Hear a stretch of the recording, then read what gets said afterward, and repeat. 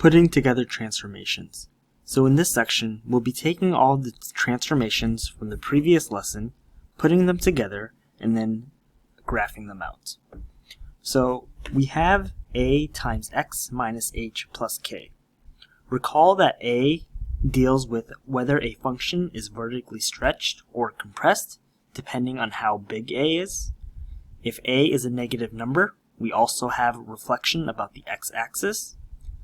And whenever you see a constant combined with the x, and when I say combined, I mean inside the quote parentheses, if you see a positive sign followed by a number, then it is horizontally shifted to the left. If you see a negative sign, it is horizontally shifted to the right. And then you have a constant that is added not inside the parentheses, and when that's a positive number, it will shift vertically up, and if it's a negative number, then it will shift vertically down. So there is a proper order to do transformations, and that order is first you do horizontal translations by looking for the constant that's inside of the parentheses. Then you deal with the vertical dilations, which is the number in front. Then you deal with reflections, which is when the coefficient is negative. And then lastly, you deal with vertical translations, which is the constant that is outside. Now, how are you supposed to remember that order? Well, what we're really doing is remember order of operations. First, you deal with the parentheses, which will take care of horizontal movement. Then multiplication / division deals with vertical dilation and reflection at the same time. And then you add / subtract whatever is on the outside, which will deal with the vertical translation. So if you remember order of operations, that's the correct order to do transformations as well. So in exercise 1, we are going to identify the parent function. We will identify the transformations that are occurring. We will sketch the graph, use function notation to write the child function in terms of the parent function, and then identify the domain and range as well. So we have exercise A, f of x equals -1/4 times x minus 2 squared, take away 3. Part 1 asks us to identify the parent function. Note that the exponent of x is 2, which will make this a quadratic function.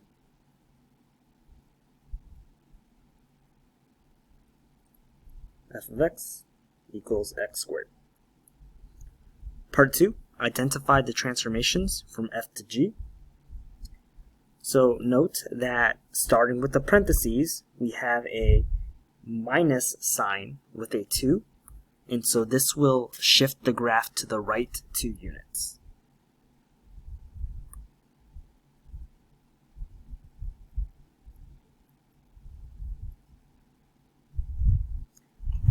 Then we have this -1/4 in front of the function. So the negative sign means that the graph will reflect about the x-axis.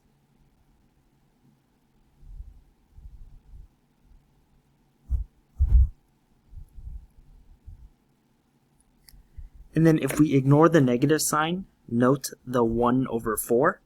Since 1/4 is a number smaller than 1, this is vertically compressed by a factor of 1/4.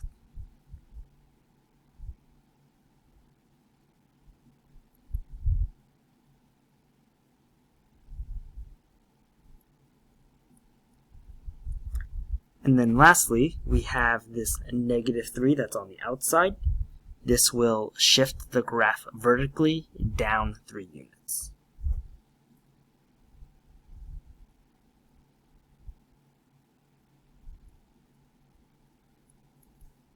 Now, to create the graph, what we're going to do is we're going to create a XY table.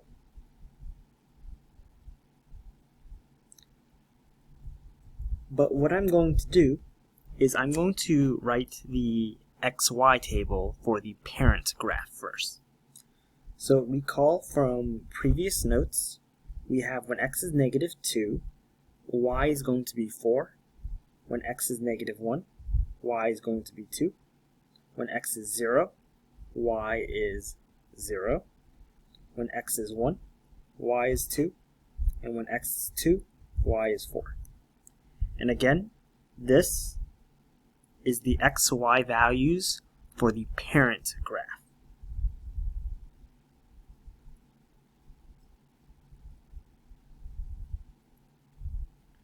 And what we're going to do is we're going to create a second set of points, but the second set of points follows the directions of our transformations. And here's what I mean. If we know that the graph has shifted to the right 2, what happens to all the x values? Well, the x values are going to be added to. I know it's confusing because the original problem has an x minus 2, but that's different from what the x values actually will be. It's the whole trickiness that comes with horizontal movements. Just know, whatever the original problem is, for finding the new x values, it's the opposite sign. So adding to, or the minus sign, means we're shifting to the right. And to shift to the right, we actually need to add 2 points to the x coordinates. And then, more straightforward, for the y values, it's going to be whatever else we see in the original problem. So if you take the y value, and then you multiply by negative 1 over 4, and that takes care of the reflection and the vertical compression. And then we also subtract 3. So to see what this looks like,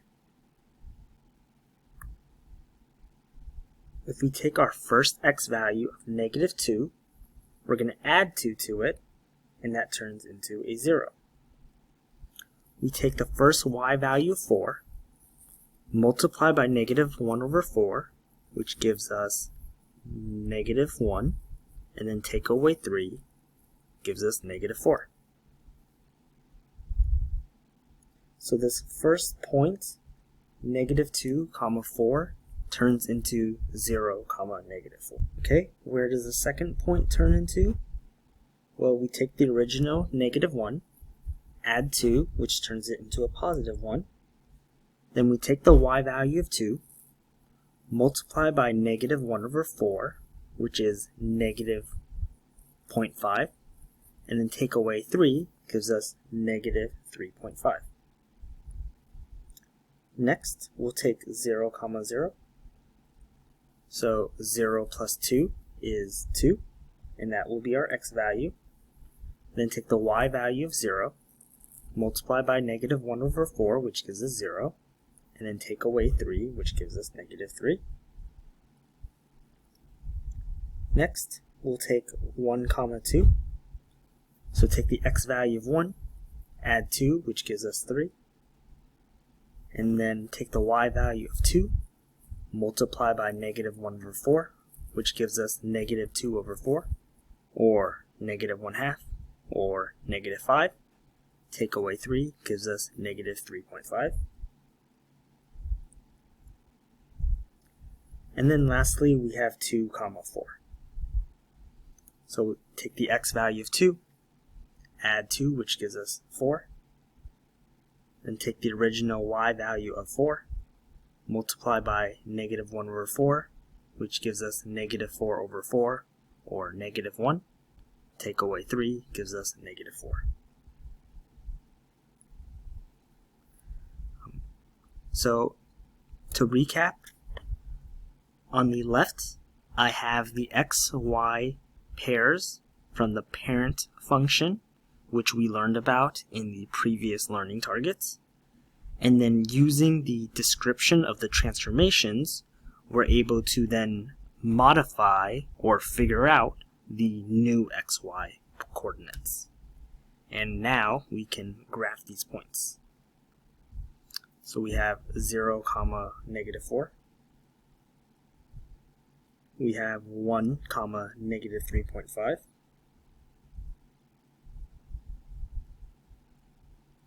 We have 2, negative 3. We have 3, negative 3.5.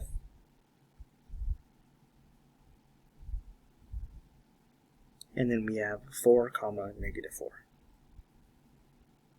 Connect our dots, and then draw arrows because the graphs do keep on going.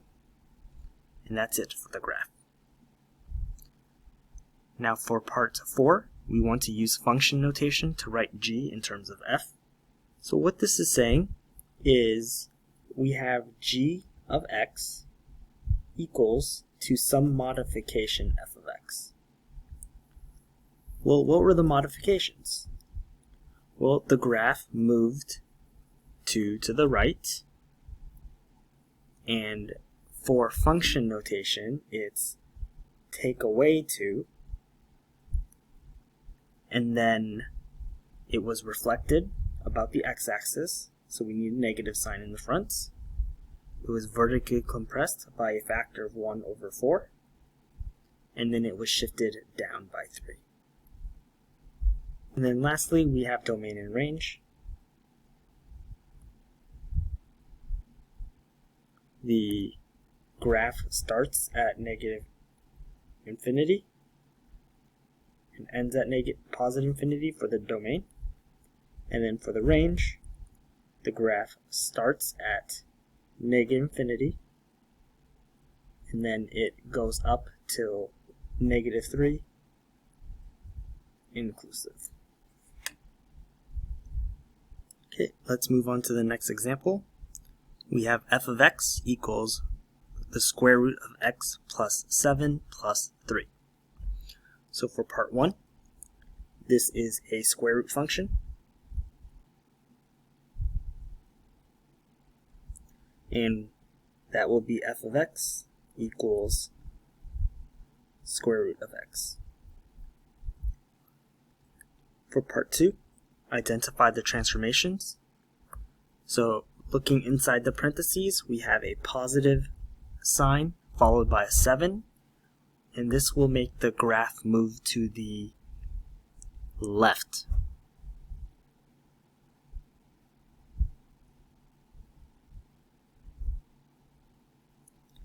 And then we have a positive sign followed by a 3 outside of the radical symbol, not with the x, and this will shift the graph up 3.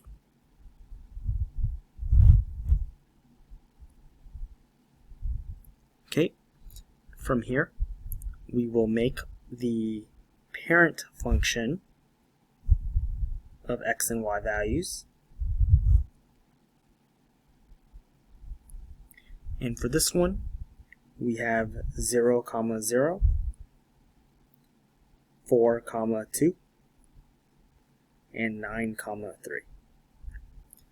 And we really just need 3 points for a radical function. Now, where do our original values go to? Well, if the graph is shifting to the left by 7, then what is happening to the x values? Well, we take away 7. And then what about the y values? Well, the y values are being added by 3 to make them go up.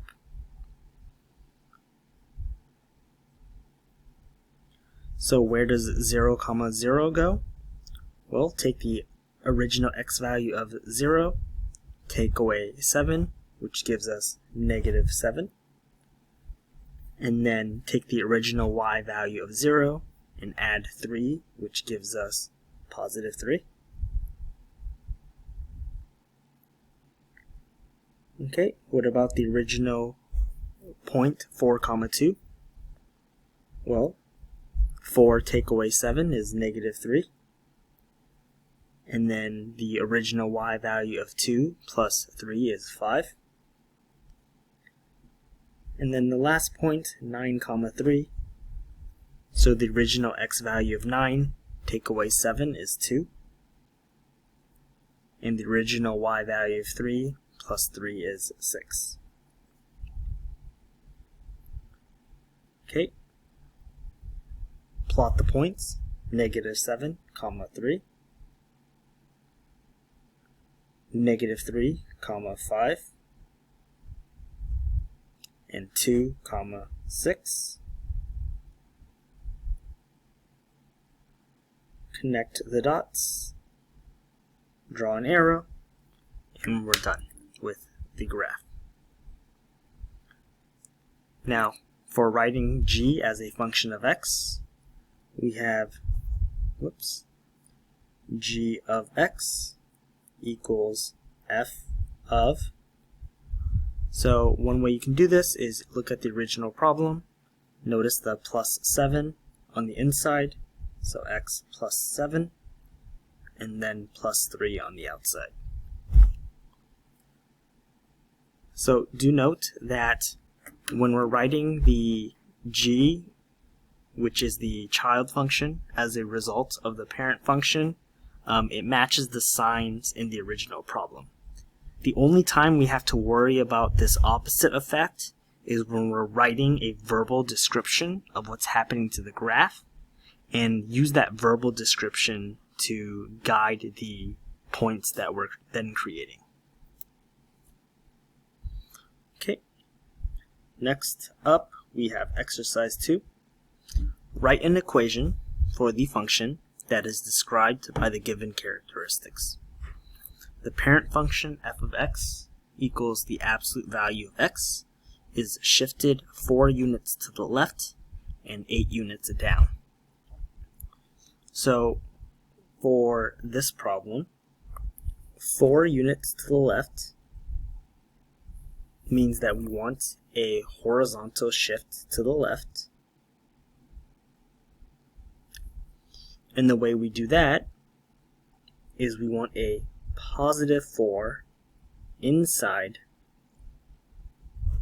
a parentheses, or in this case, parentheses means the absolute value, bars, and then 8 units down means we want a negative sign followed by an 8 on the outside. So the parent function will use g of x is equal to the absolute value of x with a positive 4 followed by a negative 8. Again, remember the verbal description is the quote opposite of the notation for the child function in terms of the horizontal shift that occurs inside the parentheses. Next, we have the parent function f of x equals the square root of x is reflected about the x-axis, vertically stretched by a factor of 5, and shifted 9 units downward. So a reflection about the x-axis means we want a negative a. The fact that it's vertically stretched by a factor of 5 means that we want a itself to be 5. And then because it is shifted upwards, downwards, we do want a negative sign with a 9. So f of x